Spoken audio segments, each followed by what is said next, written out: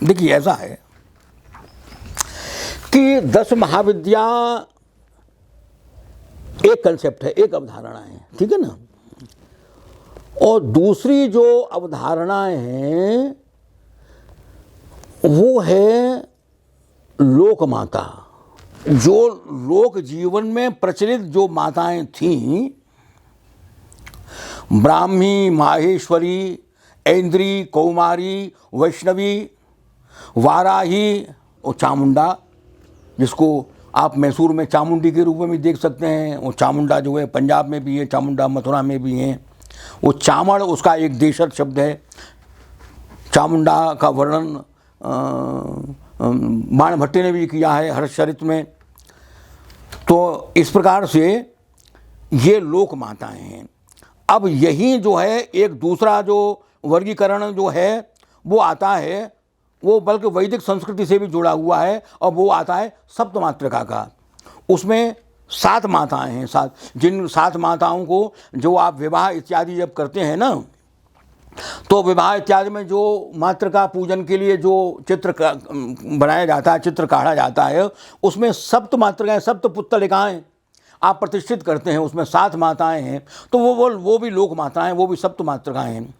तो 8 लोक माता और 7 मातृका। अच्छा, अब इतना ही नहीं है।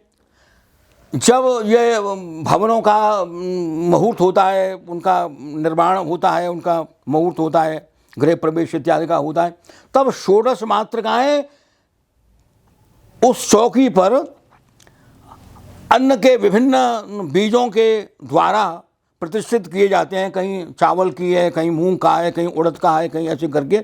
तो वो 16 मातृकाएं हैं, वो 16 मातृकाएं हैं। उसके बाद में फिर नवदुर्गा। तो उसमें प्रथमम शैलीपुत्री च, द्वितीयम ब्रह्मचारिणी, तृतीयम चंद्रघंटी थी।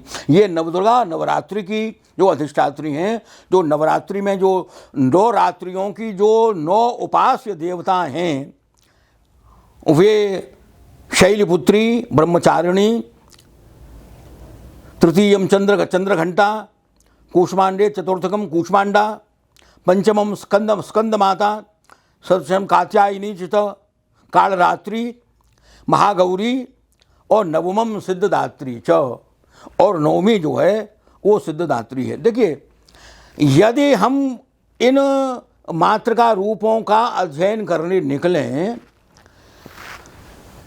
तो असंख्य रूप और असंख्य नाम हमको मिल जाएंगे। भारत बहुत विशाल देश है, बहुत बड़ा देश है। आप एक एक गांव में कई कई मातृका रूपों की प्रतिष्ठा देख सकते हैं। अब जैसे राजस्थान में करणी देवी है, और वहाँ चूहों का विशेष जो है वो महत्व माना जाता है, वहाँ चूहे बहुत हैं। तो अब ये करणी देवी है। तो अब ये जो राजघरानों की जो पूज्य देवी हैं, अब बल्कि वो जो सती जो सती हुई, सती की पूजा हर जगह प्रचलित है। सती की पूजा का वर्णन मैंने भी खुद भी लिखा है। तमिलनाडु के में सती की पूजा है। राजस्थान में तो आप पद्मिनी का और ये सब आप ये देखते ही हैं। सती की पूजा हरियाणा में भी है। सती पूजा जो है उसकी परंपरा हरियाणा में है। हमारी ब्रज में जो है वो सती के कितने कितने थान बने हुए हैं। अब सती शब्द का जुड़ाव सीधा सीधा पहले सती से होता है। दक्ष कन्या, दक्ष पुत्री सती, उसका नाम ही सती है। तो अब ये सती कितनी सती हैं? इन सती की गौ सारी सतियाँ पूज्य हैं। बल्कि वो जो पद्मावती शब्द जो है जब ये आगम उपासना की परंपरा में आया, देखिए कहीं न किसी स्रोत से आया था।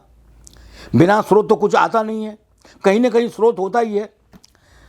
तो आप उन स्रोतों को आप ये देखें तो आप ये देखेंगे कि वो मातृका रूप मैंने तो वर्गीकरण करके उनको अपने जो लोक संस्कृति वाला जो प्रोजेक्ट है ना, जब नामों की परिगणना करने में ही मैंने समझा कि ये तो पूरी किताब बन जाएगी।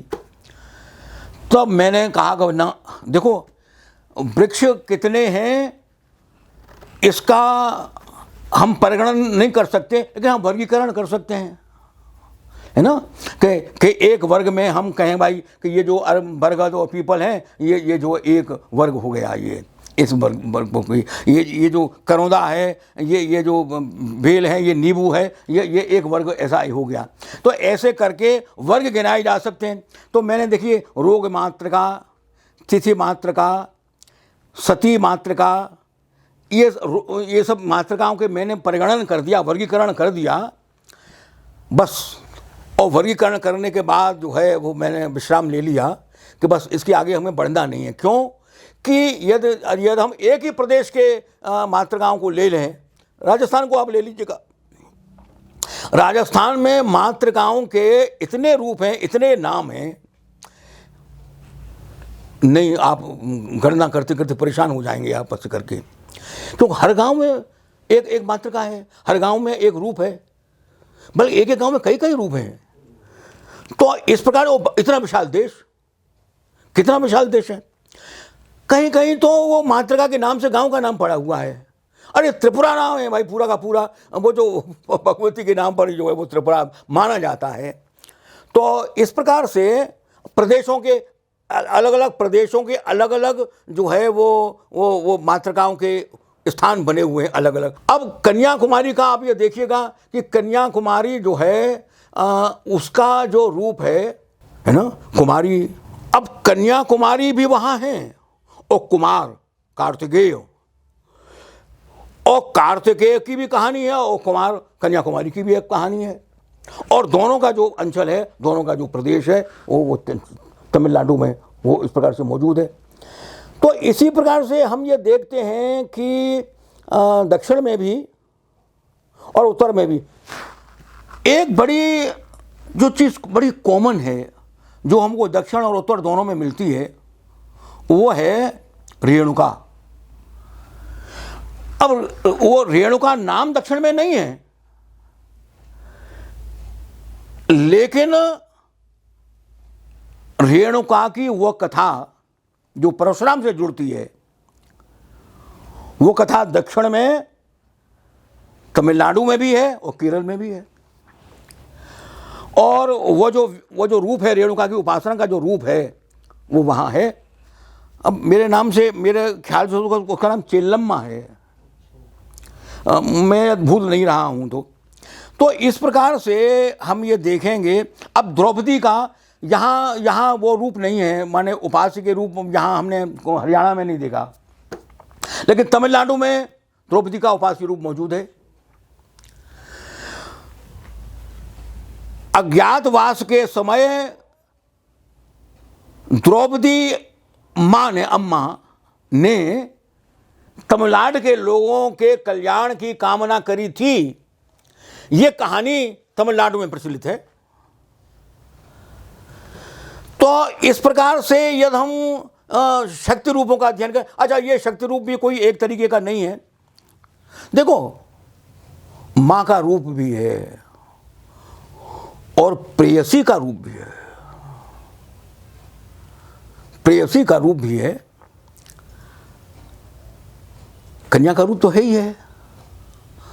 कन्या के रूप में तो वो है ही है। कन्या का रूप तो यहाँ भी कन्या लांगुड़ा आप सभी जगह पर प्रचलित हैं, है ना। लांगुड़ा लांगुल भैरव है। ये लांगुड़ा जो है वो लांगुल भैरव है, जो राजस्थान का लकुलीश है। लकुलीश जो है वो लांगुल भैरव, और लांगुल भैरव से लांगुरिया, लांगुरिया से लांगुर, कन्या लांगुड़ा बनता है उसके लिए। तो इस प्रकार से जहाँ ये शक्ति की उपासना के ये जो रूप हैं, ये रूप, बल्कि ये समझिएगा कि विश्व के, अच्छा केवल भारतवर्ष की बात नहीं है, ये मातृका रूप जो है हमको, जैसे वीनस है, अब कुन है, ये चीन में तो उनकी, या ईसाई में या जैन में पद्मावती है।